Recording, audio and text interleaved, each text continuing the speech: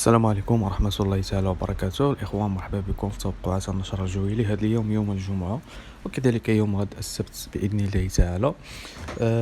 ما تنساوش تبارطاجيو الفيديو دائما مع الناس اللي مهتمين بتوقعات الأحوال الجوية. فإن شاء الله الرحمن الرحيم هذا النهار هذا غادي تكون أمطار، يعني أمطار حاليا كتساقط في المناطق الشمالية الغربيه للمملكه. هاد المناطق هذه فغادي تعرف يعني واحد الطقس اللي غيكون يعني ممطر هاد اليوم باكمله، وكذلك هاد الاسبوع باذن الله تعالى. واهم هاد المناطق اللي تسقطت فيها الامطار خلال هاد الاسبوع وكذلك الاسبوع المقبل باذن الله هي مدينه طنجه. كما كنلاحظوا يعني المناطق اللي غادي تعرف حاليا تساقطات مطريه فهي المناطق الشماليه الغربيه. عندك مدينه طنجه، مدينه تطوان، مدينه العرايش، كذلك أصيلة، القصر الكبير، مدينه القنيطره، سلا والرباط، وكذلك المحمديه، وزخات مطريه غادي تعرفها مدينه الدار البيضاء ومدينه الجديده. كذلك المناطق الداخليه كمدينه فاس، مدينه مكناس، مدينه تازه، وكذلك مدينه تاوناس وزن.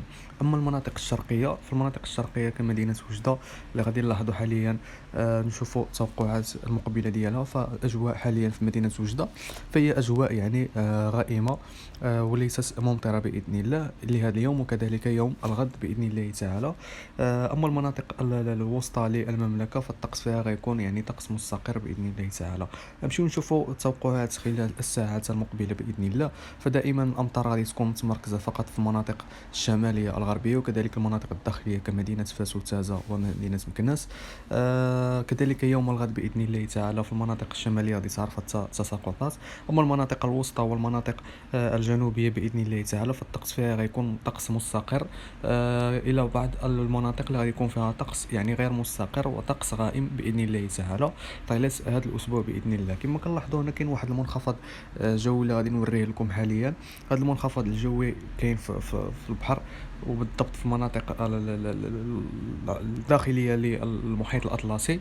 هذا الشيء اللي غادي يخلينا نشوفوا تراجع تساقطات المطريه باذن الله خلال الاسبوع المقبل. ولكن هذا ما كيعنيش ان ما غاديش تكون تساقطات مطريه، بالعكس غادي تكون تساقطات مطريه وغادي تشملها المدن اللي غادي نذكر دابا: مدينه الجديده، مدينه اسافي، ومدينه الصويره، وكذلك مدينه خنيفره وخريبكا. كذلك المناطق الداخليه كمدينه تاونس وكذلك شفشاون ووزان واصيله، وبعض الزخات المطريه صرفها مدينه طنجه. اما المناطق الوسطى كمدينه مراكش اللي غادي تعرف اجواء مستقره ومشمسه. كذلك مدينه اكادير اللي ربما الطقس فيها غيكون غير مستقر وغادي نشوفوا التوقع ديالها باذن الله. مدينه اكادير بالدور ديالها غادي تعرف جو مشمس، ولكن يوم الاحد باذن الله تعالى غادي تعرف واحد التراكم ديال الغيوم.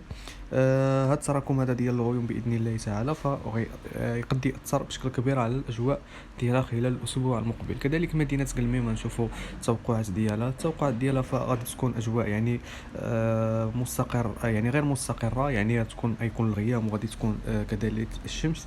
كذلك مدينه بوجدور الدور ديالها غادي تعرف واحد الطقس اللي يكون غير مستقر.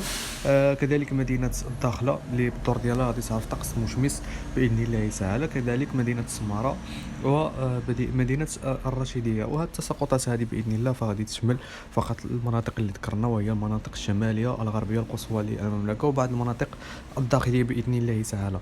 نشوفوا حركات يعني حركات الامواج او علو الامواج. فعلو الامواج باذن الله تعالى خلال هذا اليوم فالمناطق الشماليه والبحر الابيض المتوسط غيكون يعني هائج بعلو امواج كيتراوح ما بين متر ونصف الى 2 ديال الامتار. هذا علو الامواج اللي غادي يعرفوا كذلك المحيط الاطلسي والمناطق الغربيه باذن الله تعالى يوم غد السبت، وكذلك خصوصا مدينه اكادير وكذلك المناطق الشماليه يعني جل المناطق المطلة على المحيط، المناطق الساحلية الغربية. فعلو الأمواج في هذه المناطق يكون كيتراوح ما بين 2 ديال الأمتار إلى 3 أمتار بإذن الله تعالى يوم الغد بإذن الله، وبالضبط في المساء على الساعة 8. هاد علو الأمواج فغادي يستمر بإذن الله تعالى يعني طيلة هذا يعني طيلة هاد الأواخر ديال هذا الأسبوع هذا. أما الأسبوع المقبل فالبحر غادي يتحسن لا في المناطق الغربية ولا كذلك المناطق الشمالية. كذلك يعني يعني كثافة ديال السحب، فكثافة السحب فغادي الدور ديالها غادي تكون غادي تنخفض بشكل كبير خلال الأسبوع المقبل.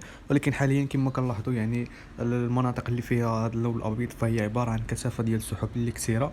مدينة وجدة، مدينة فاس، مدينة الدار البيضاء، مدينة الجديدة، كذلك خنيفرة والعرايش وطنجة ومدينة تطوان ومناطق مجاورة لمدينة الناظور والحسيمة، وكذلك بركان. أما المناطق الوسطى كمدينة أكادير، مدينة الرشيدية، مدينة مراكش بالدور ديالها غتعرف طقس مشمس، مدينة قلميم غتعرف طقس يعني غير مستقر.